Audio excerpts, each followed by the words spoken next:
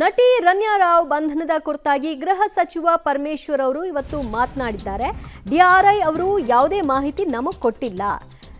DGP ಮಗಳು ಭಾಗಿಯಾಗಿದ್ದಾರೆ ಅಂತ ವರದಿ ಬರ್ತಾ ಇದೆ ಅಷ್ಟೇ. ಡಿಆರ್ಐ ಸಂಪೂರ್ಣ ತನಿಖೆ ಮಾಡೋ ತನಕ ನಮಗೆ ಯಾವುದೇ ಮಾಹಿತಿಯನ್ನ ಅವರು ಬಿಟ್ಕೊಡೋದಿಲ್ಲ. ತನಿಖೆ ಆದ ಬಳಿಕ ನಾವು ರಿಯಾಕ್ಷನ್ಸ್ ಕೊಡಬಹುದು ಅಂತ ಗೃಹ ಸಚಿವ ಪರಮೇಶ್ವರ್ ಅವರು ರನ್ಯಾ ರಾವ್ ಬಂಧನ ವಿಚಾರಣೆ ಸಂಬಂಧಿತವಾಗಿ ಪ್ರತಿಕ್ರಿಯೆಯನ್ನು ಕೊಟ್ಟಿದ್ದಾರೆ. ಇಲ್ಲಿಯವರೆಗೂ ಏನಾಗ್ತಾ ಇದೆ, ಏನೆಲ್ಲ ವಿಚಾರಣೆಗಳಾಗಿದೆ, ಯಾವುದರ ಮಾಹಿತಿಯನ್ನು ನಮಗೆ ಡಿಆರ್ಐ ಬಿಟ್ಟಿಲ್ಲ ಅಂತ ಹೇಳಿದ್ದಾರೆ.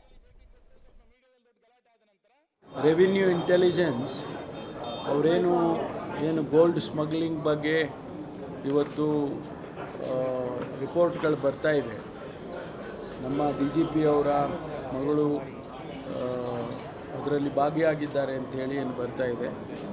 ಅದರ ಬಗ್ಗೆ DRIನವರು ಕಂಪ್ಲೀಟಾಗಿ ಇನ್ವೆಸ್ಟಿಗೇಷನ್ ಮಾಡೋವರೆಗೂ ಕೂಡ ನಮಗೆ ಯಾವುದೇ ಮಾಹಿತಿಯನ್ನು ಅವರು ಇಲ್ಲಿವರೆಗೂ ಶೇರ್ ಮಾಡಿಲ್ಲ. ನಮಗೆ ಒಂದಿಷ್ಟು ಸ್ಪೆಕ್ಯುಲೇಷನ್ನು ಮತ್ತು ನಮ್ಮ ಪೊಲೀಸ್ನವರು ತಗೊಂಡಂಥ ಇನ್ಫಾರ್ಮೇಷನ್ ಆಧಾರದ ಮೇಲೆ ಅಷ್ಟೇ ನಾವು ಗೊತ್ತಿರೋದು ಬಿಟ್ಟರೆ DRIನವರು ನಮ್ಮವರ ಜೊತೆಯಲ್ಲಿ ಯಾವುದನ್ನು ಶೇರ್ ಮಾಡಿಲ್ಲ.